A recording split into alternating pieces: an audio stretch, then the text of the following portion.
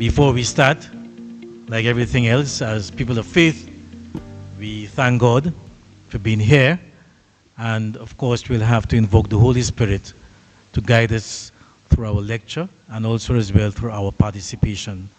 So I will now invite Reverend Father Athanase, who is the parish priest of St. Joseph the Worker Parish, to do the opening prayers. So please let us stand.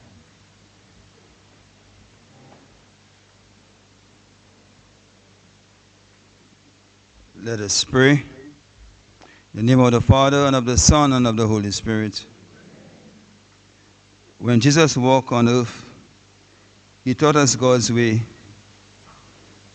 That is, to see the opportunities to give generously of our time, our goods, and the fruits of our labor. Then celebrate our diverse communities by becoming strong, that is, spiritually, socially, ecologically, and economically. To speak out with wonder and awe at the splendor of our world, with words of courage and compassion for all creation, and reject violence and injustice by being open, forgiving, and fruitful. To take only a fair share from the abundance of our planet, consume wisely, and use careful practices to ensure all life has enough to live and sustain the balance with nature on earth as you, Creator, intended us to.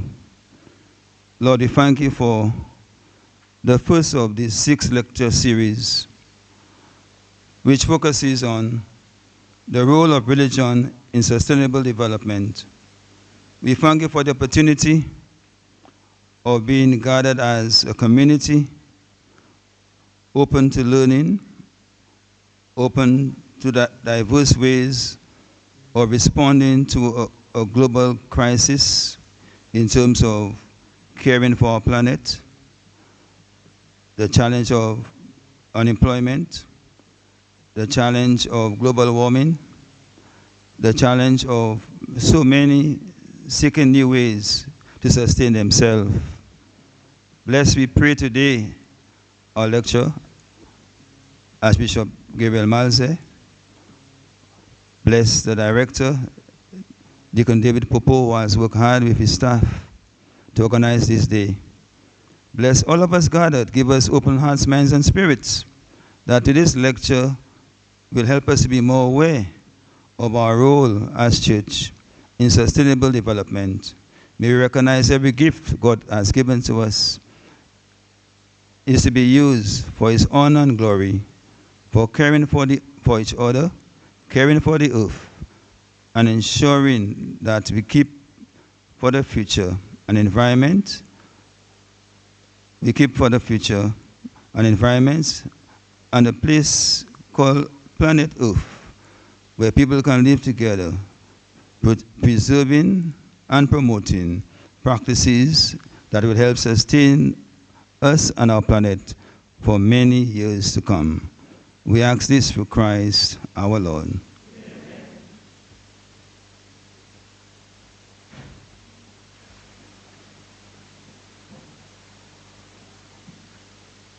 Thank you, Father Athanase, for your prayerful connection to the divine and helping us to focus on God's creation and His divine plan. Now, I will quickly invite Mr. Zalifa Coljon-Nolly, who is the head of operations at the Cardinal Kelvin Felix Pastoral Center, to warmly deliver the welcome remarks. So let us give an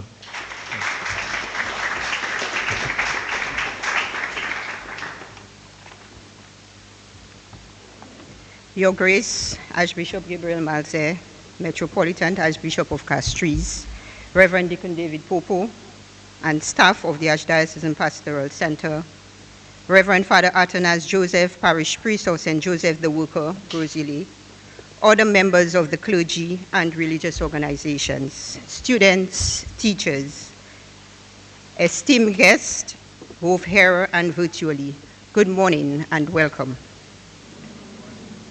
On behalf of the Cardinal Kelvin Felix Archdiocesan Pastoral Center, it is my pleasure to welcome each of you on the implementation of the Center's second lecture series. Our first lecture series was held in 2024 and had as its theme the Church and preferential option for the poor. It is both a joy and a privilege to stand before you today as we begin this important lecture series hosted by the Pastoral Center.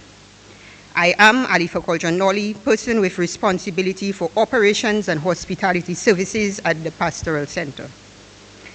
I wish to note that this gathering is more than an academic exercise. It is a moment of communion where faith and reason meet, where tradition and new insights enrich one another, and where the Church continues her mission of guiding hearts and minds towards the truth through her evangelization pastoral work. We are honored by the presence of our Archbishop, whose servant leadership style and pastoral care inspire us to deepen our commitment to Christ and his Church. We are also equally grateful to our director, Deacon David Popo, and the management team of the Pastoral Center for their vision and dedication in organizing these series, which promises to be a source of enlightenment and renewal for all those who participate, especially the youth of our Church. To our clergy, religious, and lay ministers, your witness and service remind us daily of the need to live out the gospel. To our students, you represent the future of the Church and the society. And we are delighted that you are here to learn, to question, and to deepen your faith and knowledge of our Catholic social teachings. In addition to all our invited guests, your presence affirms the importance of us as Christians to constantly incarnate our faith with the gift of reasoning towards the building of a stronger, more compassionate community. As we embark on this journey of learning together, may we open our minds to the wisdom of the Church, our hearts to understanding, and our human spirit to the guidance of the Holy Spirit. May these lectures not only inform us, but also transform us, so that we may journey together as agents of faith, hope, and charity in St. Lucia. On behalf of the Archdiocesan Pastoral Center, I extend a warm welcome to each of you. May these series be fruitful, inspiring, and a true blessing to all. I thank you, and may God bless our time together.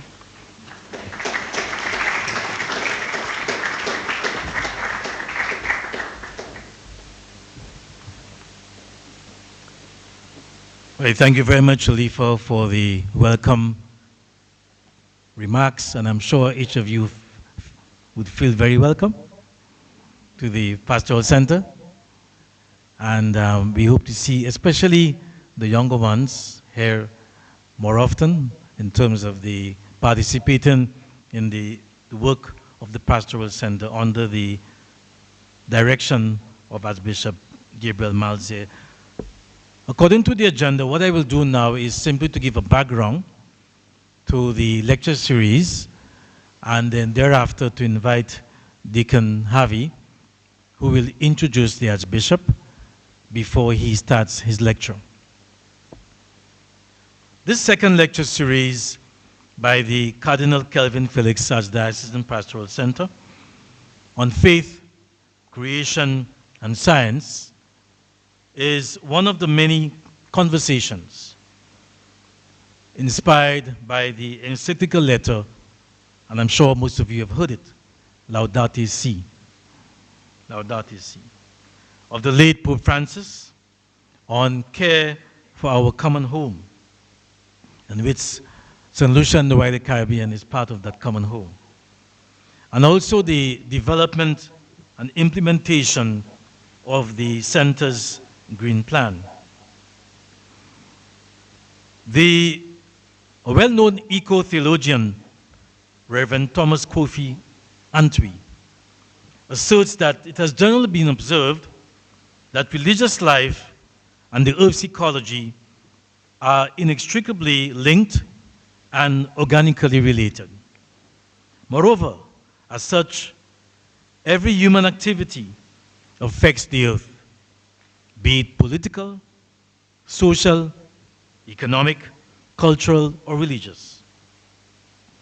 In order that we would be able to solve the ecological crisis, we need to develop new methods of thinking, to elaborate new moral and ethical values, and no doubt new patterns of behavior.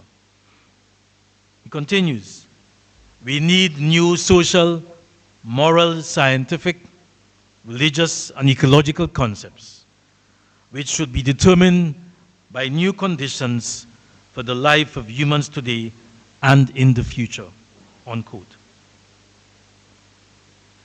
There are two things which provides the framework for the lecture series, and one is in 2025, 3 members of staff pursued a course that was opened by the Conference of Rectors of Roman Pontifical Universities and Institutions on integral ecology and development.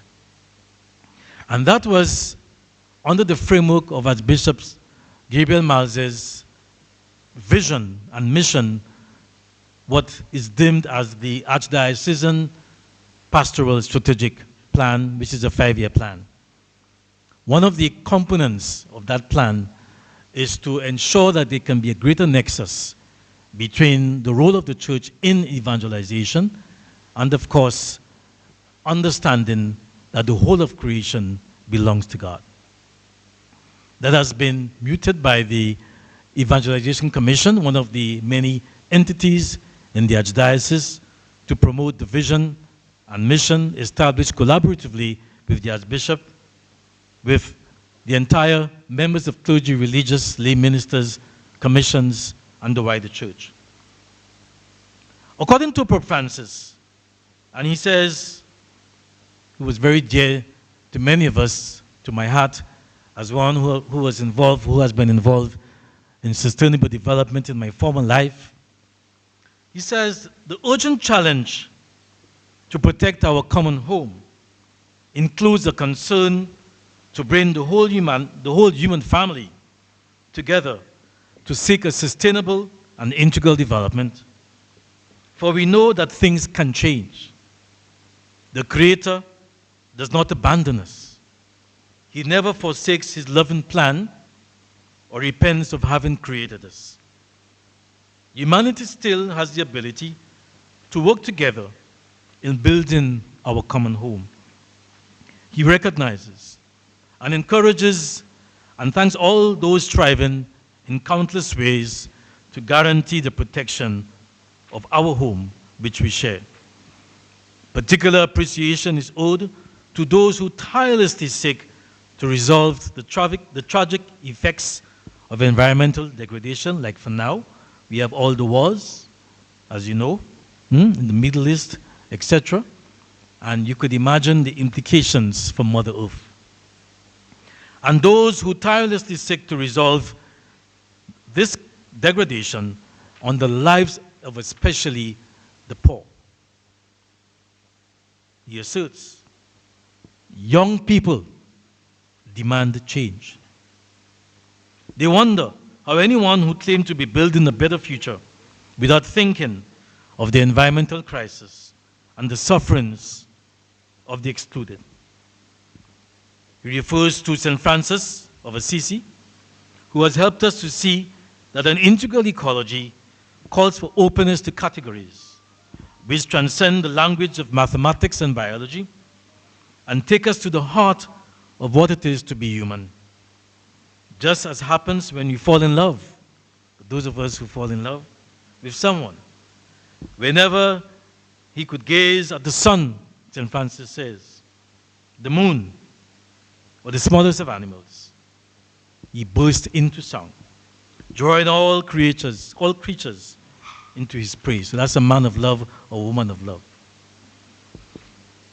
He communed with all creation, that is St. Francis, even preaching to the flowers, inviting them to praise the Lord, just as if they were endowed with reason. That has inspired the Pastoral Center, which over the years reviewed its strategic objectives in order to strengthen its institutional capacity to deliver services pertinent to its pastoral evangelization and spirituality programs, research, etc. In 2022, the Center reviewed these objectives in keeping, as I said early on, with the Archdiocesan strategic plan, which was driven under the leadership of His Grace Archbishop Gabriel Malzaire. One of the major outcomes of this review was the development and implementation of a green plan. So as you entered the Pastoral Center, you'd have seen a nice billboard talking about the green plan. I want to recognize that this green plan was financed by the United Nations SPG, Small Grants Program. And I want to recognize right away Mr. Giles Romulus, who is seated behind there and who has partnered with the Pastoral Center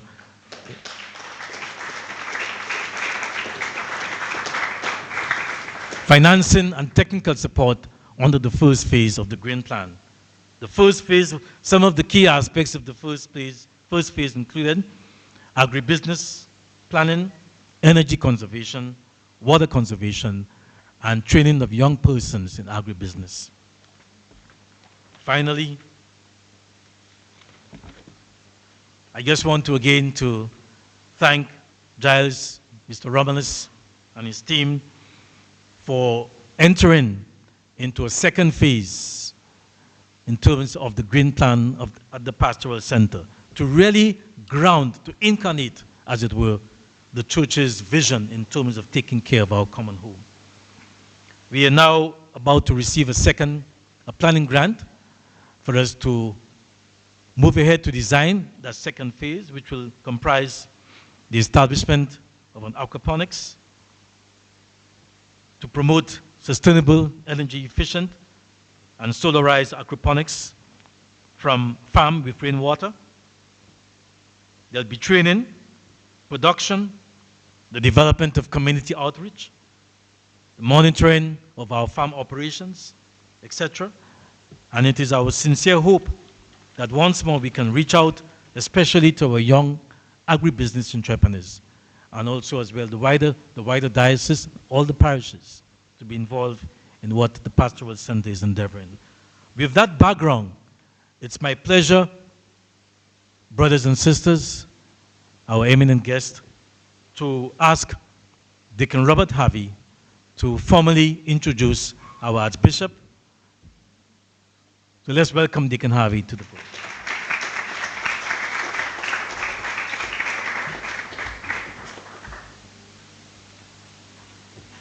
A very good morning to everyone. Don't touch it. It is indeed, protocol having been established, I will proceed. For me, it is indeed an honor and a privilege to have been asked to introduce our Archbishop, Archbishop Gabriel Malzaire, Metropolitan Archbishop of the province of Castries.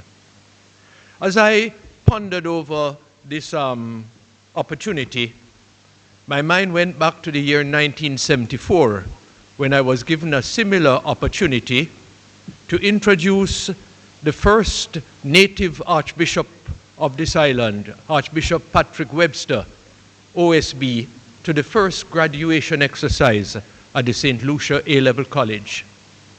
And in those remarks, I referred to Archbishop Webster as a son of the soil.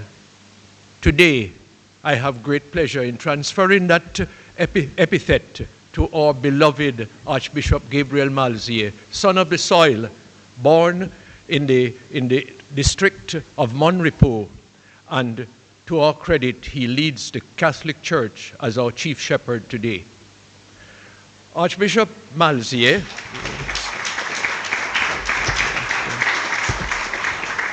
Archbishop Malzaire as Archbishop of the province. So it's good for you all to, some of you may not understand what is meant by the province of Castries.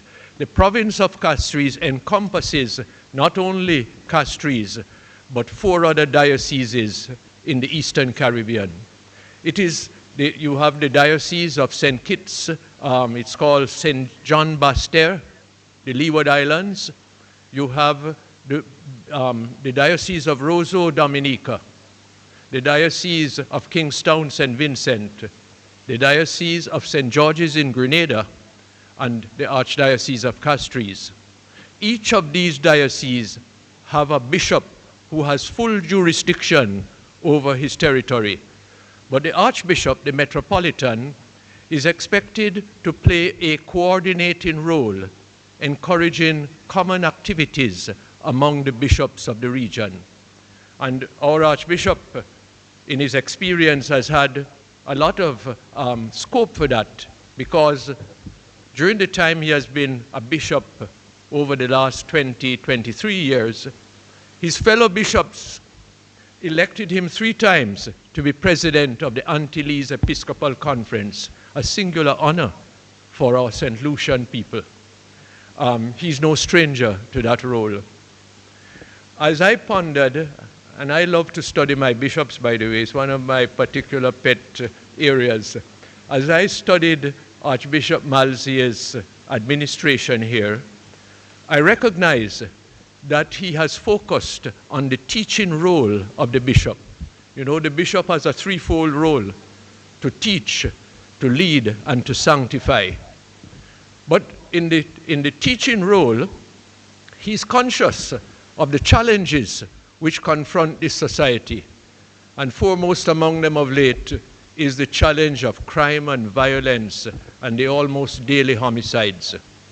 And I was impressed when he began his series on conscience. He has a beautiful, I hope you young people have heard it, I've tried to disseminate it in my area. He has a beautiful series on what is conscience, how is it formed, how is it exercised.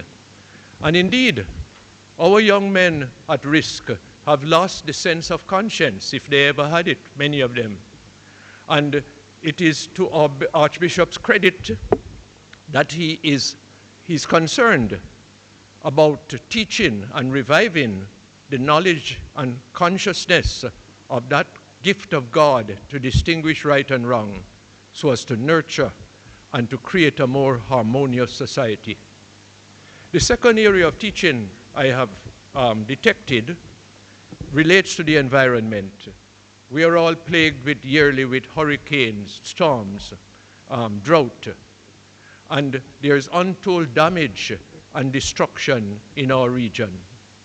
And so it is fitting, it is in this context that the Pastoral Center has invited His Grace as the inaugural presenter to speak today on this issue, the issue of preserving our environment, of protecting it.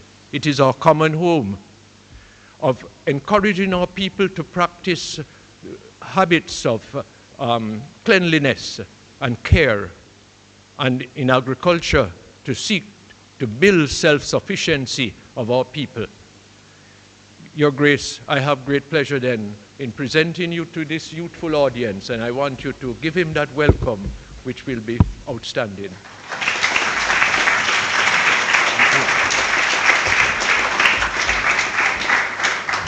Well, good morning again. The topic that I was given was to give an overview of the encyclical Laudato Si, and to give, of course, to go to the subtopic, which is essentially the role of religion in sustainable development. I will try as best as possible to make it as simple as possible, because this is the real text of the Laudato Si. And there is nothing that would substitute the reading of it. You could also download it. It is on the internet, so you could download it and read it. But what I'm going to do is to give an overview of this encyclical, and of course, look at the implications for the sub-theme, which is sustainable development, the role of the church in sustainable development. So, are you ready for the journey? All right. So, I have a little challenge here that our technical team at the back will coordinate with this part, which I'll maneuver with this little implement there, instrument there. But also I need to maneuver it so that I would read, that I don't have to turn too often to this text. So we are journeying with this encyclical letter, which was written in 2015 by Pope Francis, which concerns the role of religion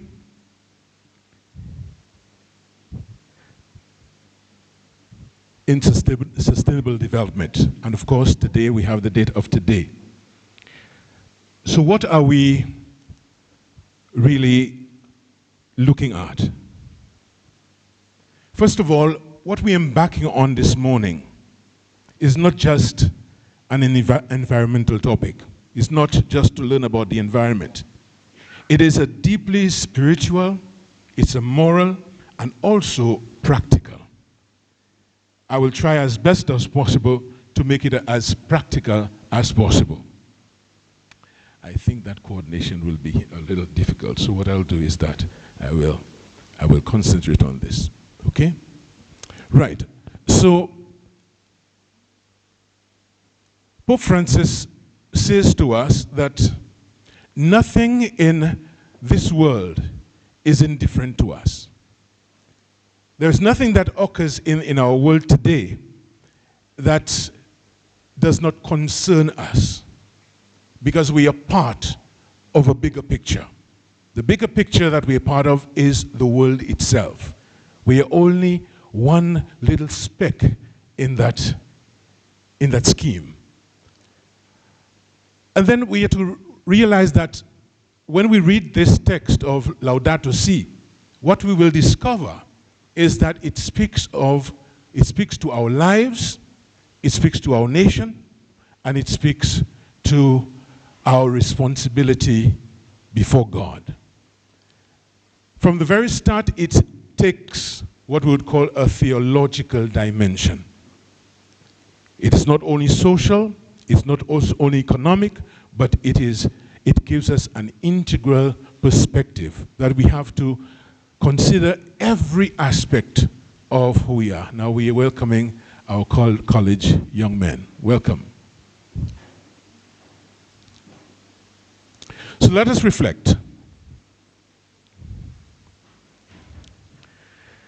First of all, we have to ask ourselves, and this is what the encyclical focuses on, what kind of world do we want to leave those who are coming after us? And that involves you, especially the young people. What kind of world do we leave for our young people? This is essentially what Pope Francis is asking us through the encyclical. So it is really a question for pondering. Our youth, what do we leave for our youth today? What do we leave for our communities? 10 years down the road, what kind of community will we have in St. Lucia? I think we can begin to predict if the trajectory is what it is right now. If the trajectory is what it is right now, we can almost predict what the world will be in the next 10 years. If this is to change, then we have to ask ourselves, what ought we to do in order to change that? So we reflect further. The crime situation, violence, our environment, and the challenges that it poses before us. Those things are very much part of us. We cannot ignore them. Remember at the beginning I said that the world is a whole. We just one aspect of the world. And within that sphere, there are various things that happen. Crime is one, violence is another, environmental challenges we are faced with constantly.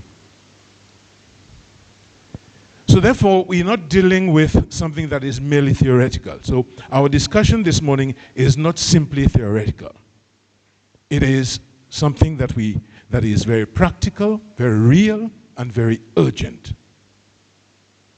I am sure I'm to ask you whether you're satisfied with the direction that our world is taking, whether it's on the universal level or the regional level or the national level. I'm sure I would receive many no's that we are not satisfied. Are we? We are not. So if these are part of our reality, the question for us is, what do we do about them? So, a quotation from Laudato Si.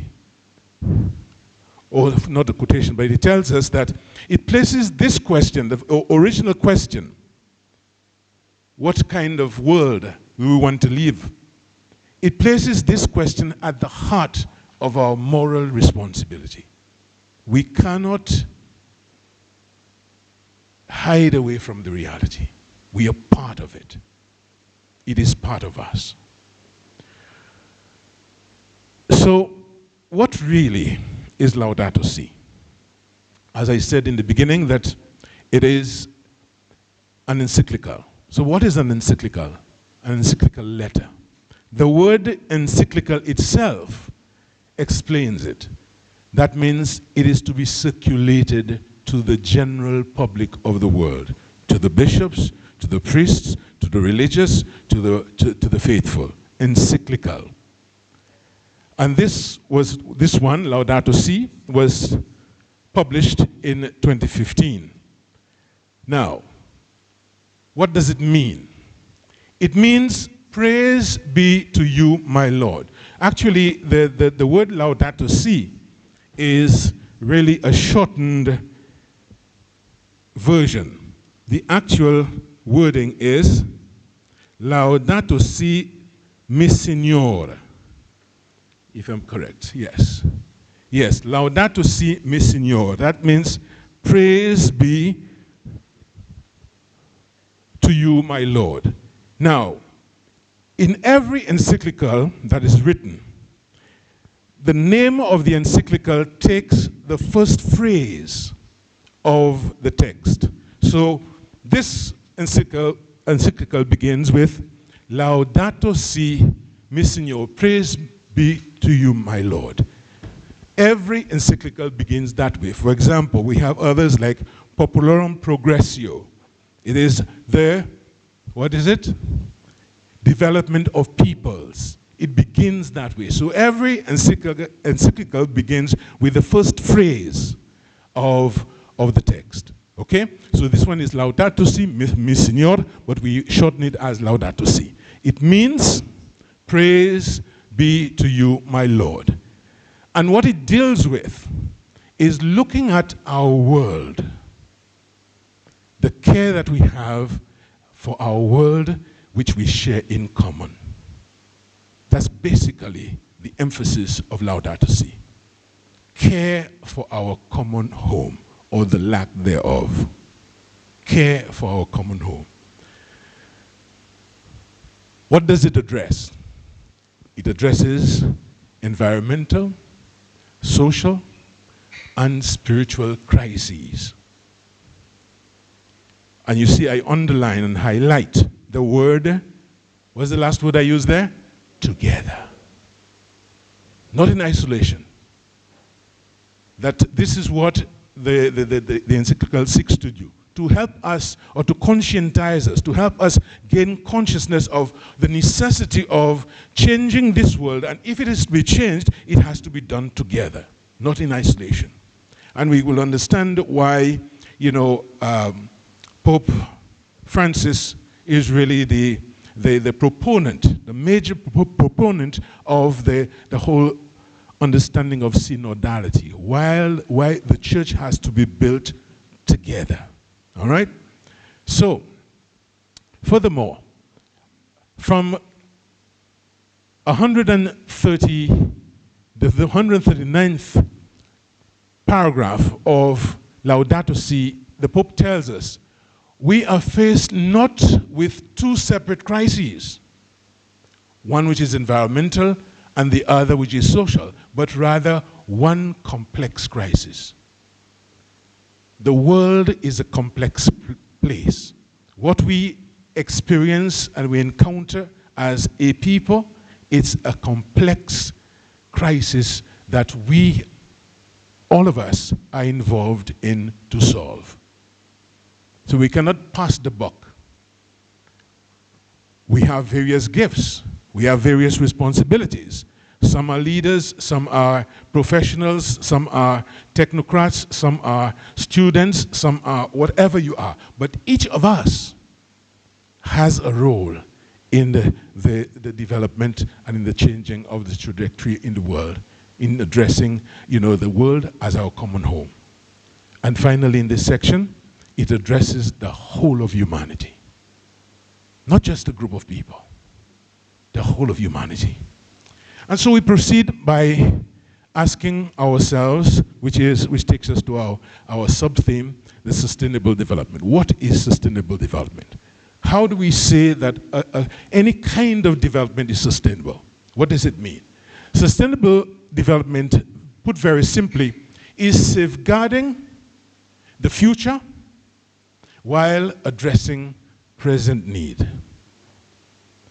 In other words, having a vision for the future, deciding what kind of world we want, but at the same time, preserving what is already there and developing it in such a way that we will have a future.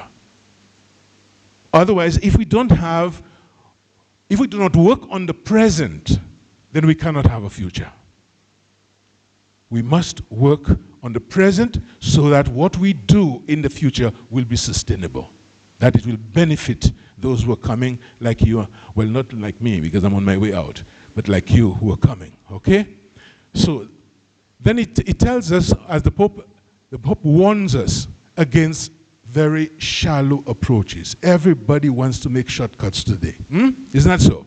We want to make shortcuts in education. We want to make shortcuts in money. We want to make shortcuts in relationships. We want to make shortcuts in everything. And the Pope warns us about making shortcuts, shallow approaches. And in, of course, 109 of Laudato Si, he says, development cannot be restricted to economic growth. It also involves the social and the environmental. I am sure as you're sitting here as students, you're thinking of what job you want to do when you grow older, when you leave school, after you have received your education from which one is that again? CSS or Convent High. St. Joe's Convent. No, Convent High is Dominica. And of course, our college student. You're thinking of what you want to do. And I'm sure there's a dollar sign behind it. Huh? There must be a dollar sign behind what you're thinking of doing. A dollar sign. So we can see development as simply as economy. How would I be able to manage myself in the world economically? But life is more than that. If the world is going to be preserved and it's going to be sustainable, we have to think of the other dimensions, the social dimension and the environmental. Because if we do not think of the environmental, we might find ourselves just losing. Already we are losing. Already we are losing. And there's so much evidence around us. So without moral and spiritual values, development becomes destructive. So therefore, there will be no sustainability. We cannot sustain ourselves. Without the spiritual and the moral, development is destructive. And I don't have to go very far, or you don't have to go very far to see it. How when we are imbalanced, when our life is imbalanced, it's only on the economy, and then the moral is not attended to, we see what kind of society we have. And I'm sure you will agree with me that all the social problems that we face today and we are challenged by, they are rooted in that reality. Because sometimes the spiritual and the moral take second place. Think of what goes on in your school.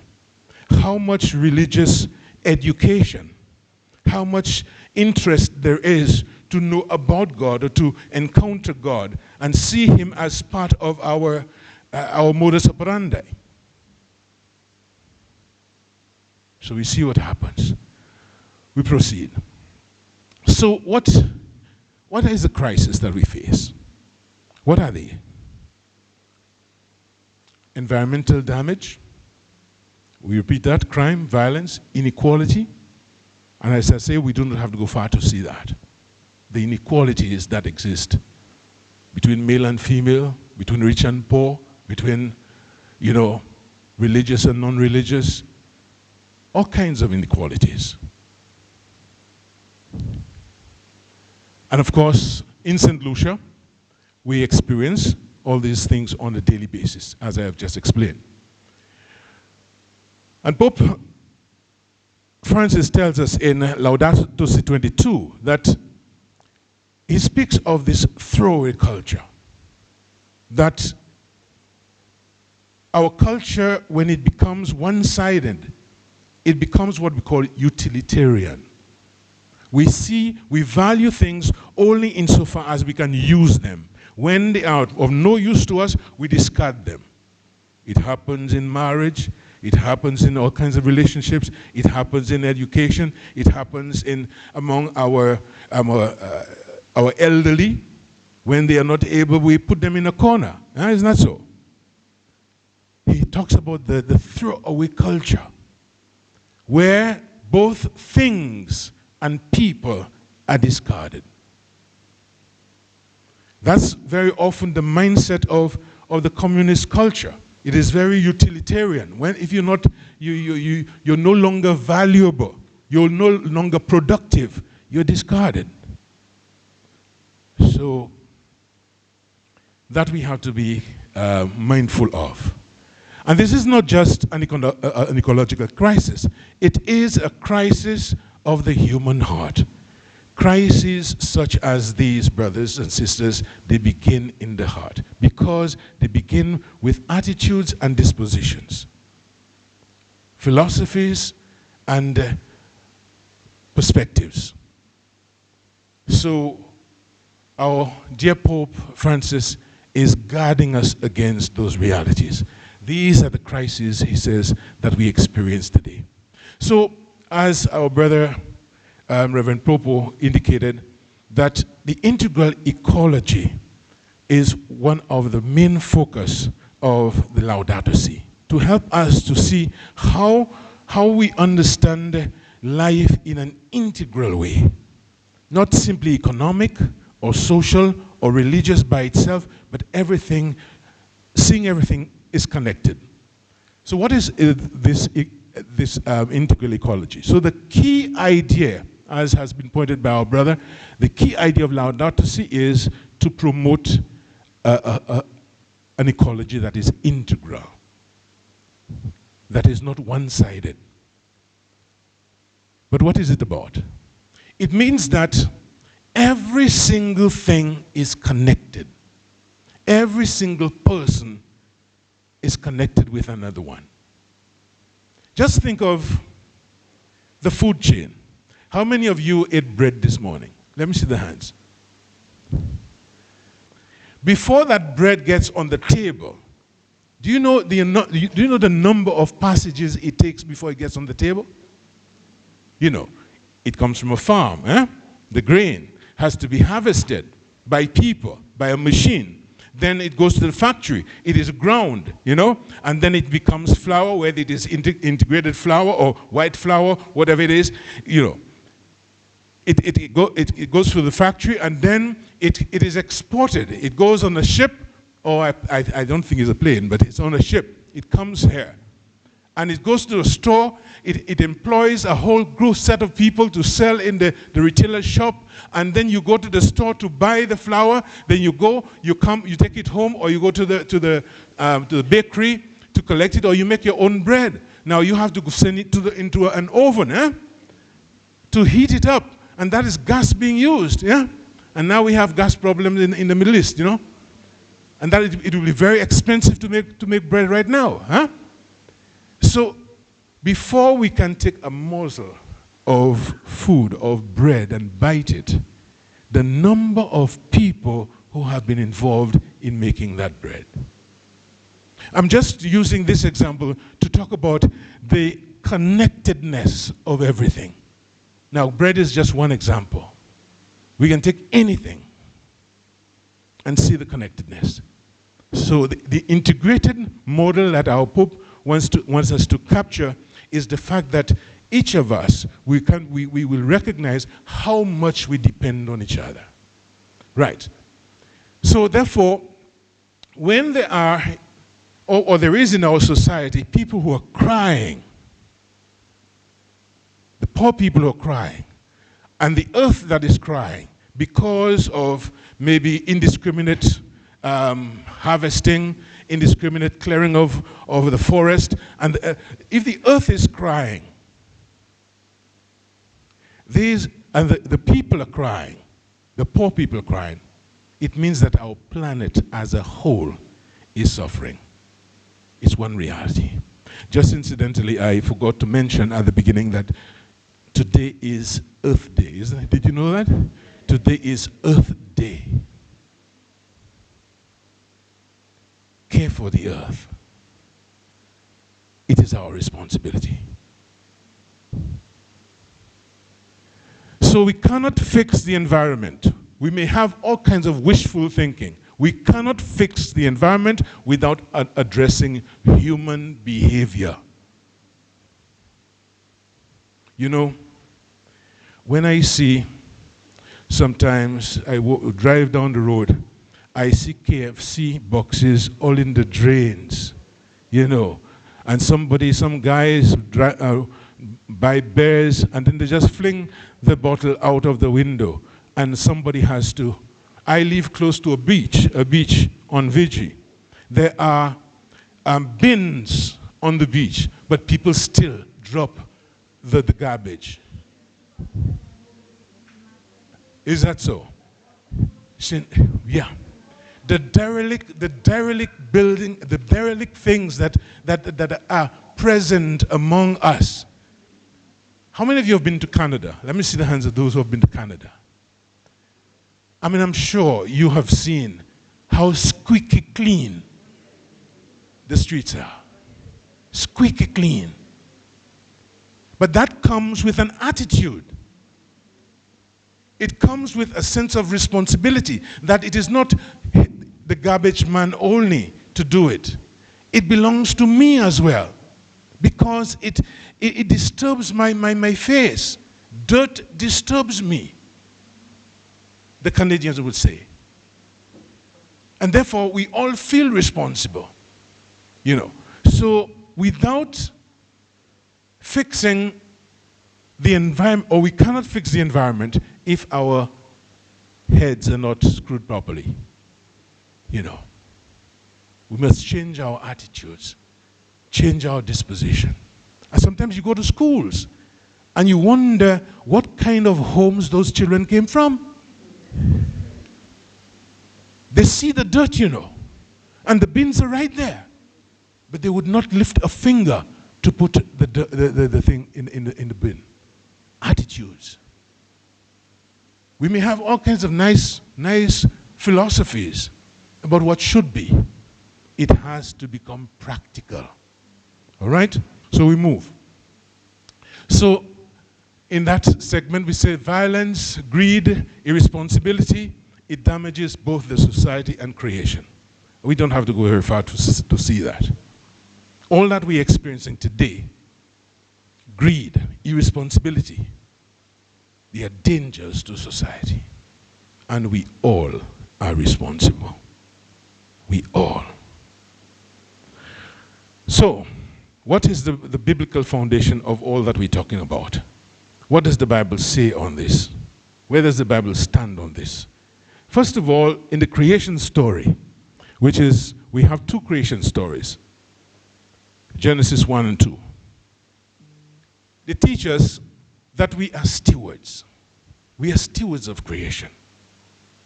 The world does not belong to us. They have been entrusted to us to care for them, so that we don't see ourselves as masters. See what Laudato Si number, I can't figure out, it is one number here anyway.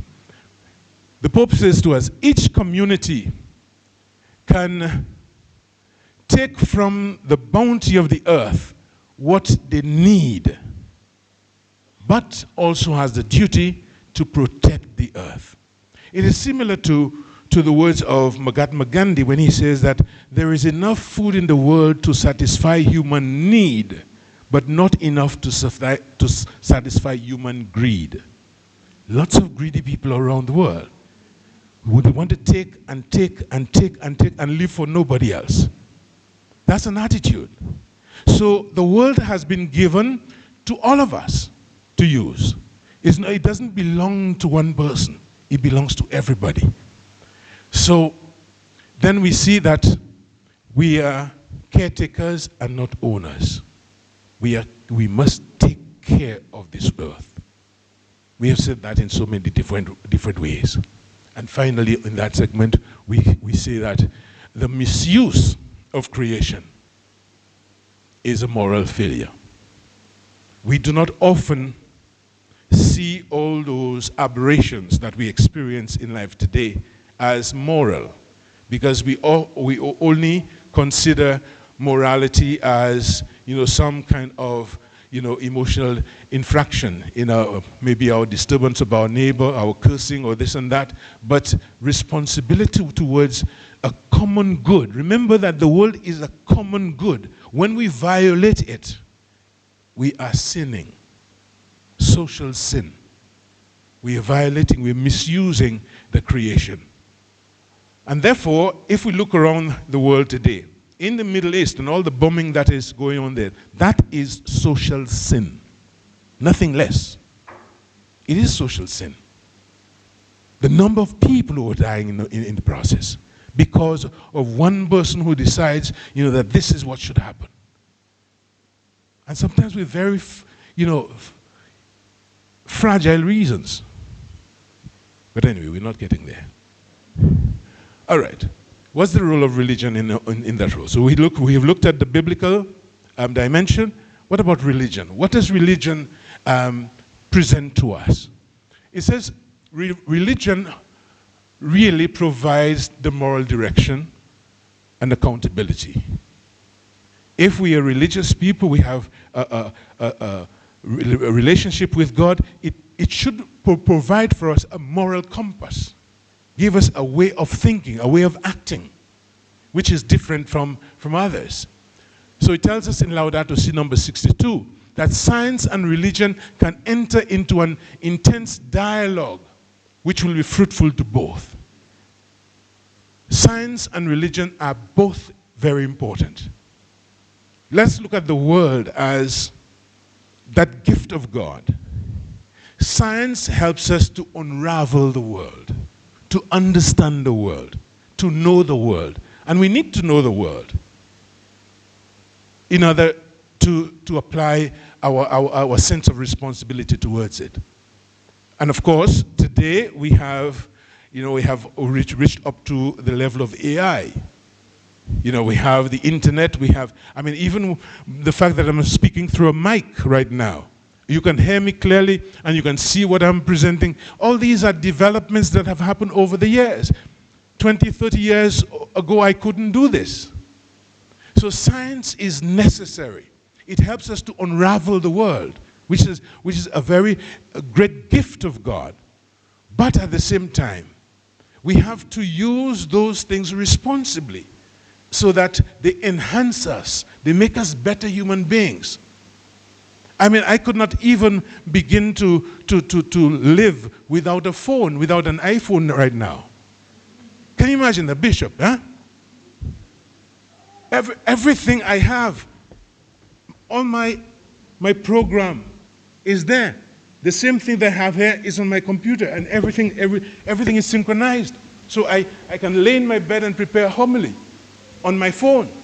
And then it goes into my computer right away. So when I wake up in the morning, it is there, and I can edit it, you know? The point I'm making is what God has gifted us with. And if we use it well, it will enhance our lives. So that everything we apply our lives to should make the world a better place for everyone. You know? So, religion and science, therefore, they have to live in harmony. So that both of them help us to live a better life. Of course, we need laws. Laws to regulate human behavior. Human behavior. But laws by themselves cannot transform society. Laws by themselves. They need a warm body behind them. And they need good disposition behind them. Yes, they need transformed hearts, guided by faith. That is what makes laws valuable. By them, they're just rules. But if we don't have good attitude behind the laws, then they go nowhere. And therefore, we can have great visions of what the world would be like or should be like. If we do not have a good disposition behind it, we are spinning top in mud. Okay? All right. So, ecological conversation. How do we begin to have a conversation about the earth, about ecology and all that it contains? How do we begin that conversation? First of all, the Pope tells us, well, the Pope calls us to that conversation. He says that we must be able, or we must begin to converse and say and speak about the world and where we're going with it. What does it further entails? In Laudato Si 217, he says, the ecological crisis is also a summon, that is a call to profound interior conversion. That's the operative word, conversion. You know, we must be converted to something new. And therefore, he tells us that we have to move. That conversion process takes us from selfishness to responsibility. To be responsible. To see the world as your responsibility. Not that of the principal. Not that of my mother or my father. You know, it is my responsibility. I have a part to play in that world. And finally, that all the social problems, violence, corruption, they begin in the heart. They begin in the person. So no one can escape. No one can escape. Then, religion and social justice. It tells us, you know, that in the scheme of things, in the world in which we live, the poor people are the ones who suffer most. Think of the wars that are going on right now. Innocent people who did not call for any war are dying in the hundreds. And if we look at our own society today, St. Lucia, we can look at the various pockets of poverty or the various types of poverty. Who are the ones really suffering? Laudato Si, chapter 48, paragraph 48 tells us the deterioration of the environment and of society affects the most vulnerable people in our planet, which I just explained. The most vulnerable people, the poor, the needy. And these are the ones that the gospel says that we have to attend to.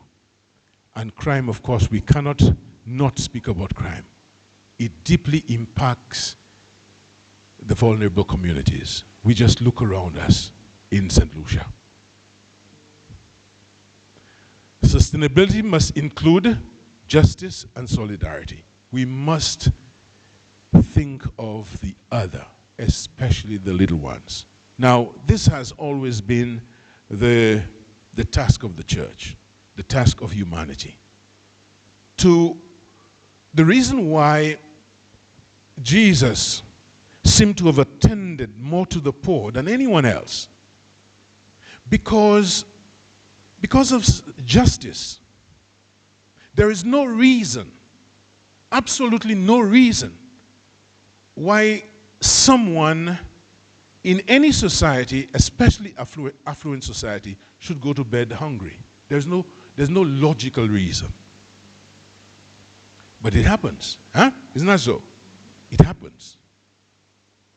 It means that the social systems in which we live are not sufficiently organized to attend to those persons. And what Jesus did in his ministry is to raise those who are little, to raise them to a level where they could be real human. And that's the task of the church, you know. That really is the mission of the church. We're not doing it perfectly, certainly. The reason why it is necessary to attend to the poor is just that we could take those who are downtrodden, those who lack self-esteem, those who are suffering in any form, to raise them to a certain level of humanity.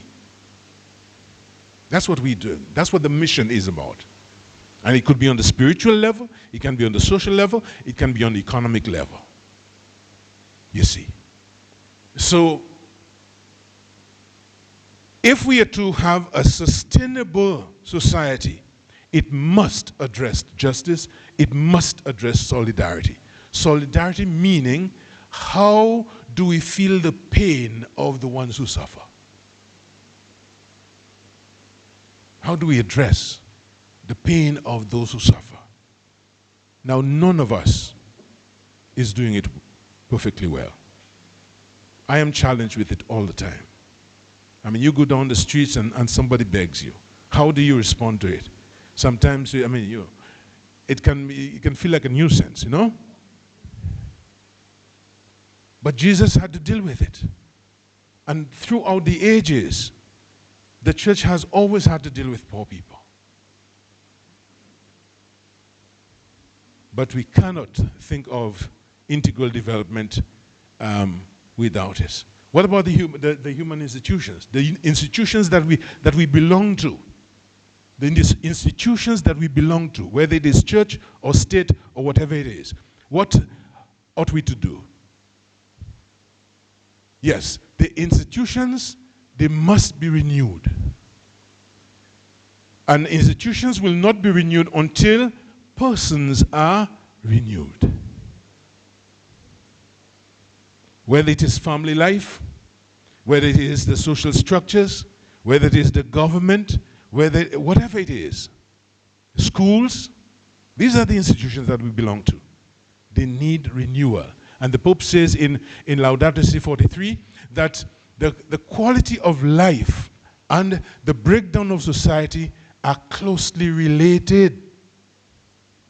The breakdown, the quality of life that we live today, and the breakdown of society, they are closely related.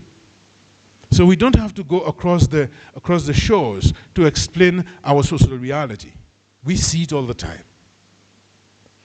And our challenge is, what do we do about it? Therefore, these are the structures I'm talking about. Family. What goes on in family today? I don't have to tell you. In our schools, in our governance, these are the institutions that we belong to. Are they 100% okay? No. All require a moral grounding. They all require a moral grounding, and that is the area that we suffer most. The area that we suffer most. You go to any school in St. Lucia right now. What is the focus? I'm sure all the young ladies here would like to get 10, 15 ones, huh? after exams, and you too. And that's what makes the papers. 10 ones. But in the end, who are we morally?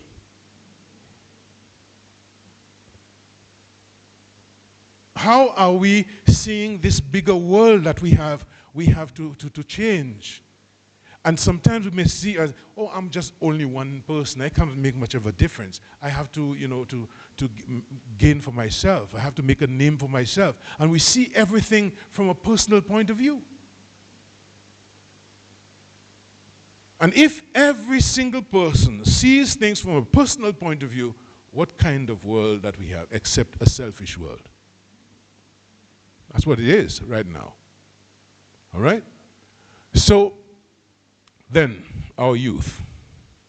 We know that our youth is a future, we say, but our youth is also our present. But, we have said that. But the Pope warns us, and he advises of the intergenerational responsibility that we have to prepare our young people. Prepare our young people for the next generation.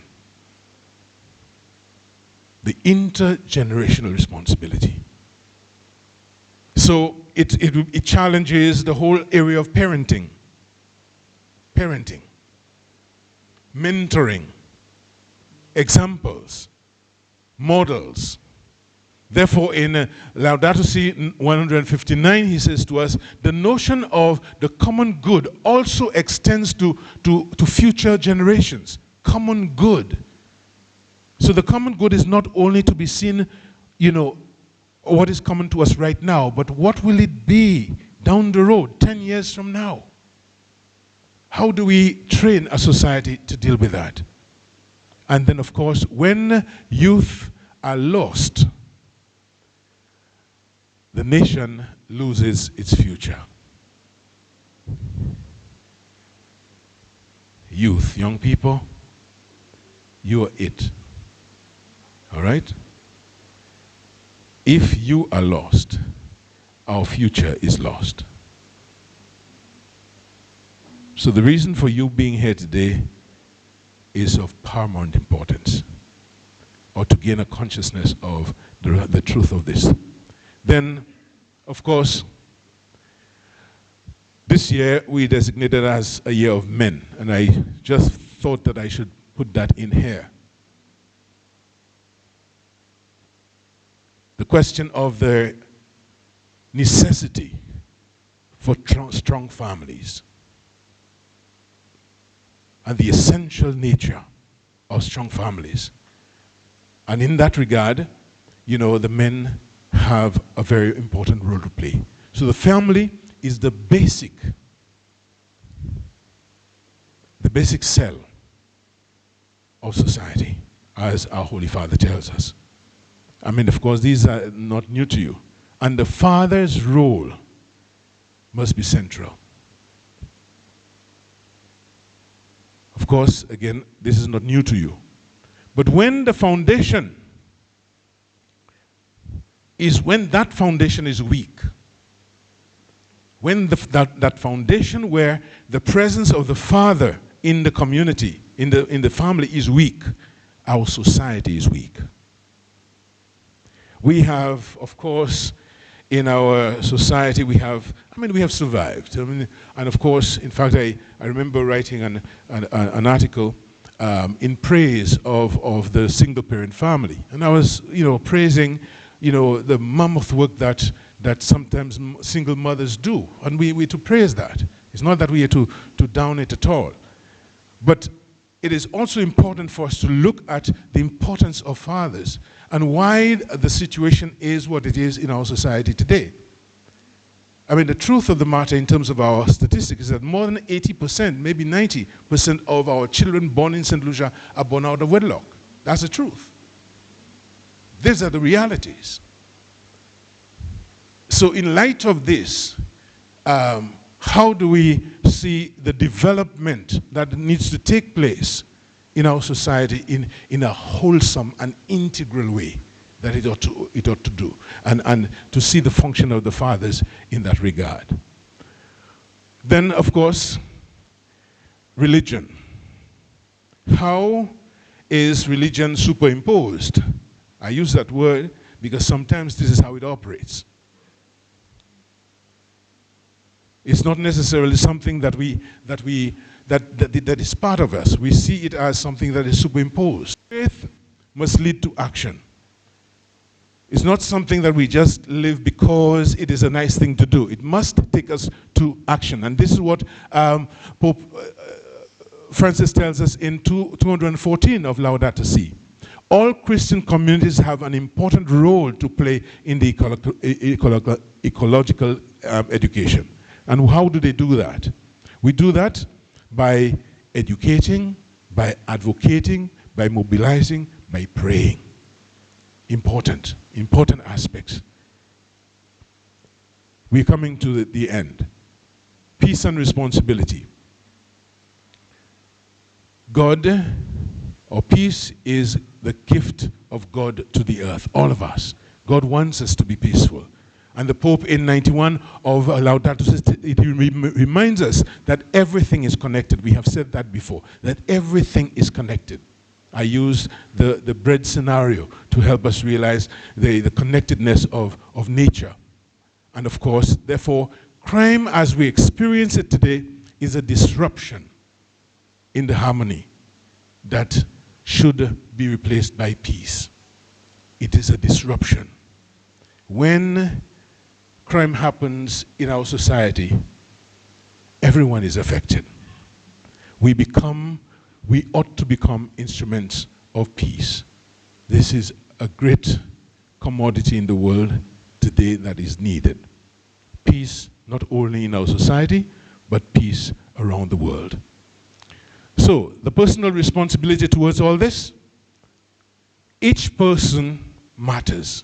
We cannot exclude ourselves, as I have said in so many different ways. We cannot exclude ourselves.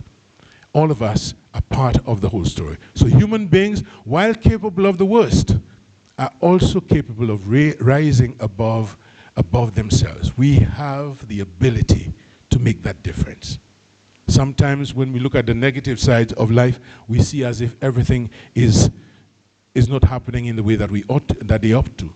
But there is potential within us. We are part of both the problem and the solution.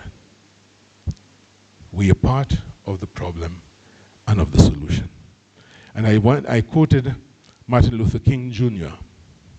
He says that injustice everywhere is a threat to justice everywhere. And that is true. St. Paul says it in 1 Corinthians chapter 12, verse 26. If one part of the body is hurt, the entire body experiences the pain.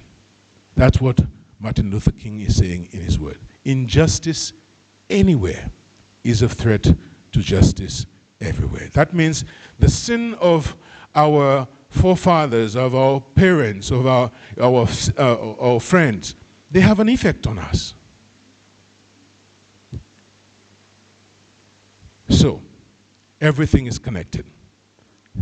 So, practical steps. What must we do? The Pope encourages us to live simply.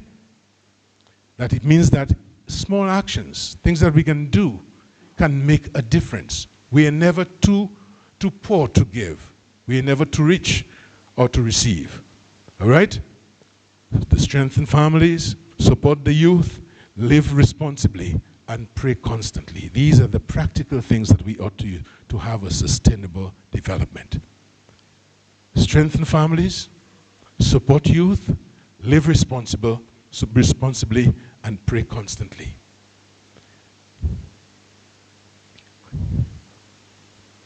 So, we started with a reflection, and therefore we're going to end with a reflection. So, the Pope calls us to reflect on what? What kind of nation are we building? What kind of nation are we building? He calls us to responsibility for the future. And therefore, he calls us to pause on those realities. What kind of nation are we building? A call to responsibility for the future.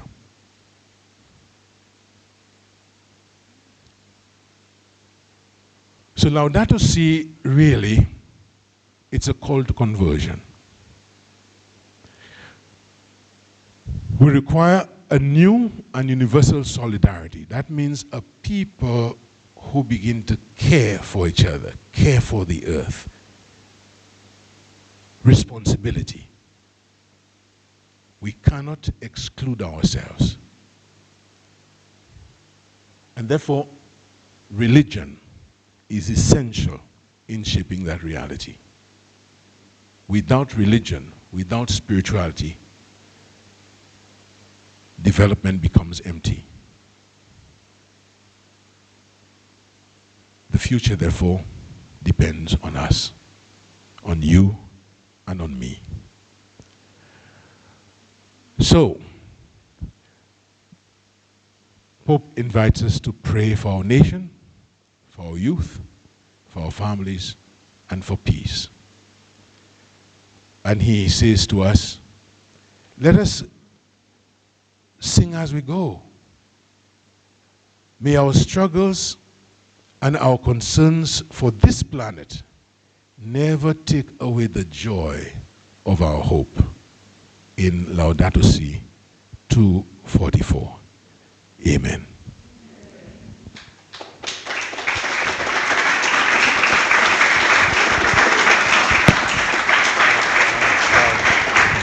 So once again, Your Grace, we really want to thank you for this presentation. We will now have, it's now, so far we're on time, we will have 20 minutes for questions, comments, not just questions or comments, but you might have your own observations in terms of your personal experiences as a student, as a parent, as a parishioner, as a professional. So now we will open the floor for questions and answers. The modality will be that you will just raise your hand, and then we will bring the mic to you, and then I ask you to try to be very succinct in terms of the questions or comments so that His Grace can respond to you. I learned a lot through this program, but my main question is, this year is designated to men, and I'm wondering what is put in place for people, for the men, so that they as a family man or not a family man could bring to the table to their homes and their children as to how we can upgrade the youth in learning responsibility of being someone in society where they can contribute certain things to one another to help elevate them from many challenges that we face in this country. Thank you. All right, I will call Mr. Comby to answer this question. He's the chair of the Year of Men Committee, so he will give us all the nice answers. Good morning, one and all. I wasn't prepared for that because I was prepared to talk about bananas and the land and the sea. Nevertheless, I think in the end of His Grace presentation about personal responsibility and what you can do, Pope Francis emphasized the importance of small steps. We did not get to where we are with the absence or the absence of men in family, in education, and a number of areas. It just didn't happen yesterday. It happened over a period of time. Just like the improvement and the stepping up of females happened over time, because there were programs consistently being there to encourage them, to affirm them, and to lift them. So it's the same thing which happens as we seek now to change the tide, where men or males continue to stay on the sidelines, and to encourage them to take them in infant role. We have to start doing small steps to be able to change that. And so in our different parishes, there are little things which we are doing. Some of them are not, some of them are taking time because you have the activities. Sometimes 15, 20 guys turn up. But it is a matter of perseverance in faith and continuing to take. It also is important for females to recognize, because what has happened is also there's a kind of almost tension like a gender war. That it's for you as females to affirm your brothers, to affirm your sisters, to affirm your brothers, to affirm your fathers. Because in many instances, men need affirmation. As a man, when my wife said, babes, that was good. I mean, I am brown skinned, but I blush. You understand? So I think these are the things which we have to understand, that it is not just going to happen overnight, but it's little things at a time. And also you have a role to play, females, in giving suggestions as to what can be done, and also checking if your parishes to see what they can do. Okay? Thank you.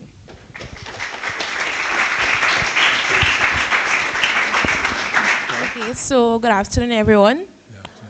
So my question is, as a young lady and upcoming youth, what advice can you give to me and my fellow young ladies as someone who would like to go further into the Christian life, the Christian journey, and having to battle with school and humiliation from probably their peers, because it's not normal to be, it's very rare to be a youth and want to further their Christian life. So what advice can you give to me and anyone else who inspires to hear? Right. Yeah, good question. Thank you for your question. Yes, first of all, I want to really thank her for this, because I think she is really raising the fact of the tremendous struggle there is among young people to live faith. It's quite a struggle. Sometimes I really say to myself, I don't want to get young again. I want to move on, because I know the challenges today are tremendous for the average young person. Now, in order to grow spiritually, I want to use an image, and simply it is stay close to the fire, whatever that fire is. Whether the fire is church, you have a church to go, be regular at that. If the fire is prayer, be regular at that. If it's a question of a youth group in your parish that is very active and that is spiritually bent, that are really a model to you, stick with it. In other words, we have to set ourselves in places where we can find encouragement. I mean, if it's often said that. I remember my parents saying, "Saufwe kante se sauye." The people that you frequent, this is what you become. So if you frequent church, if you frequent prayer, if you frequent good groups, then there is a fighting chance of growing in that manner. I could use myself as example. I mean, I was always in church. It's either the playground, home, or the farm, or church. And I grew up to be who I am because of the influences in my life. I had very positive influences in my life. In fact, when I was thinking of the priesthood, I never told my friends. I really never told them, because I know they wouldn't encourage me. I kept it to myself. But when it came to the things of church, that's where I was found. So we have to help ourselves in situating ourselves in ways that can be enhancing to us, and really avoid bad friends. Avoid bad friends. Good morning. Good morning. I thought I would say way in the back, but Deacon called me. Hi. Yeah. Well, it's not as concise, and I will not be short. It's a comment, really. Okay. But I'm looking forward to your comments from there. So I always like to bring in history and culture and our St. Lucianness into conversations, and I think your presentation was very insightful in regards to thought generation when it comes to faith and science. And the reality that in St. Lucia, the land that we speak of in the environmentalism that we spoke on, was never truly emancipated. Because if we're regarding our history as St. Lucian people, as Caribbean people, and we think about, our introduction to this land as descendants of formerly enslaved people, we must acknowledge that the land that we reside on, we move in right now societally, was never truly emancipated for that. it was never truly emancipated. Krista, take your time. Like, we take from the land and never adequately at the same rate or pace. We've never given back at that same pace. We've been very unsustainable with this land from the jump regarding conflict and historically. And in some sense, as St. Lucians, it wasn't really voluntary in our context, because in order to move forward at the same pace as the world was going, as descendants of the formerly enslaved, we always began on an unstable platform in a world that had taken from us and continued on when they'd left us. So in order to move forward and try to run at that same pace of the world, we kind of had to pick up the tools of the colonizer and keep going. So that is something that I've been thinking about. But we've been very, the juxtaposition of using the environment for our personal benefit, and then being in a St. Lucia now where our main income generator is tourism. And I say juxtaposition because there is an aesthetic that comes with tourism. So a certain performance of environmental beauty and paradise that we must uphold today. And that in itself we understand is unsustainable. The unsustainable paradox to appease. Yes, people who have irreparably degraded and destroyed their own land and environment in pursuit of greed, profit, development, I put in quotes, a development that they must now escape from for mental wellness, and here we are at our degradation appeasing to them. So you did mention connection. Everything is connected. So I thought of environmentalism, I thought of our society, but also in the context of crisis, but also bring it down to something that is emotional and mental. Because if we're thinking of a society and we're thinking of together, the individual needs to be something that is as close to healthy as possible for this to work or to move towards sustainable. I got that poetic in it, the sustainable healing. So that we weave, we move, and we heal. She has given us a whole lecture there. Oh my God. I mean, I don't even know where to start. But I mean, she raised very, very significant points there. I mean, you're right on target.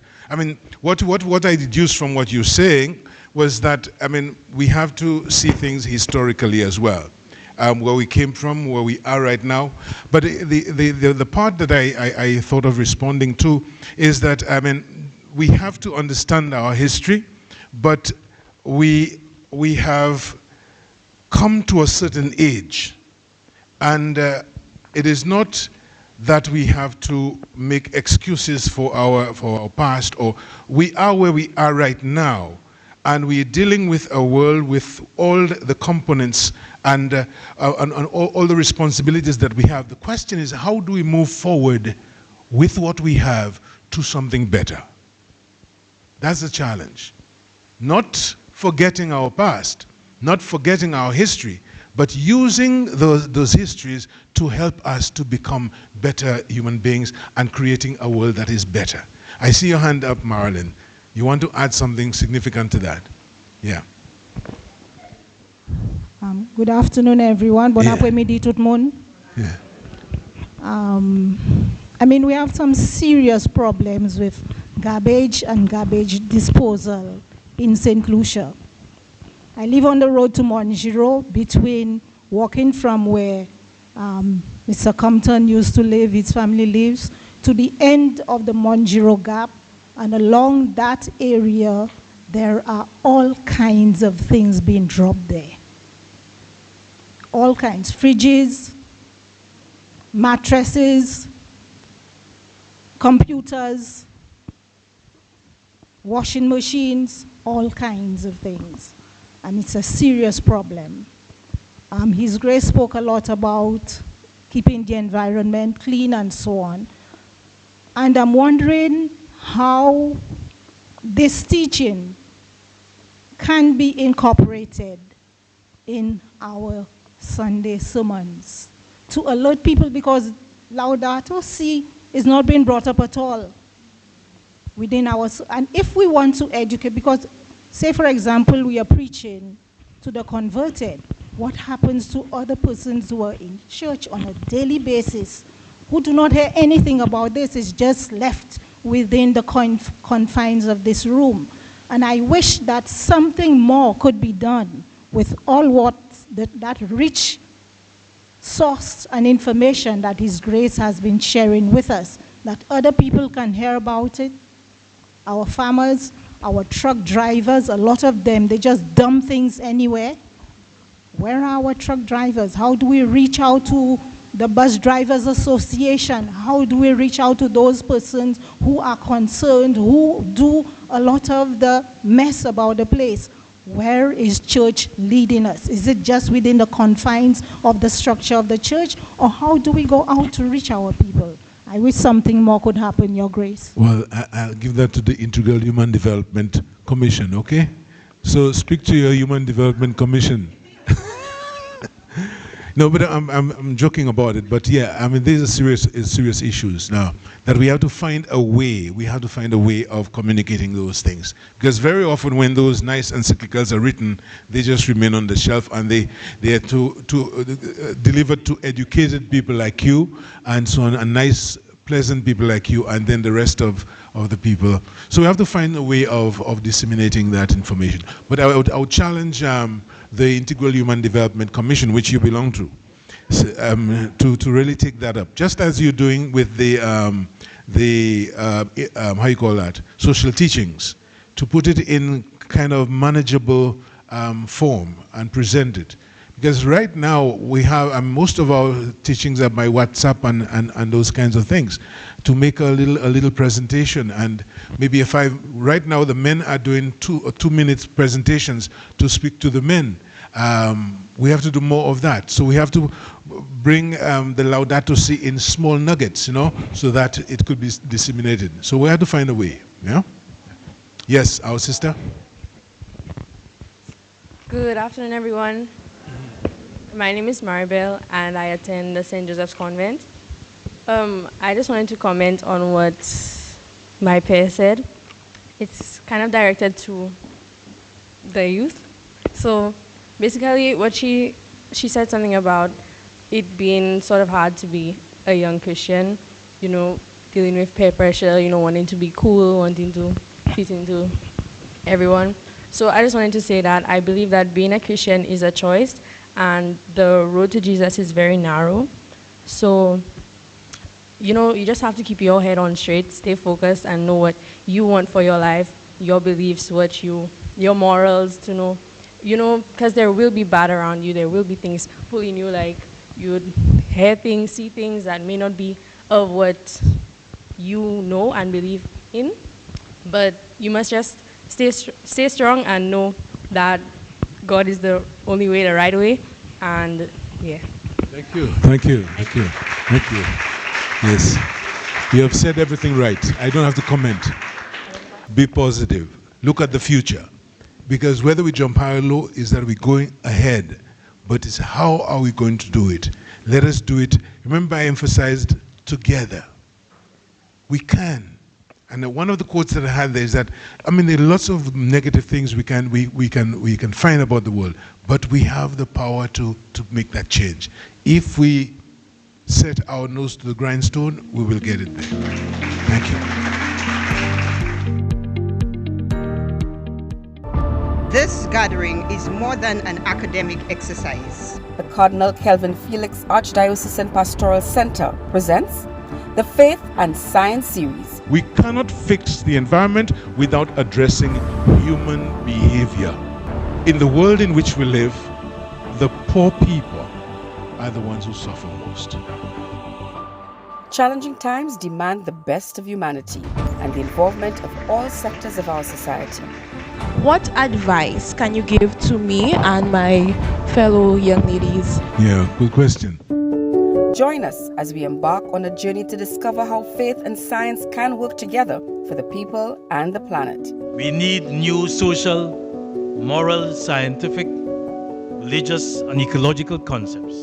It's the Faith and Science series, brought to you in partnership with Calabash TV and streamed via social media platforms YouTube and Facebook. Every human activity affects the earth.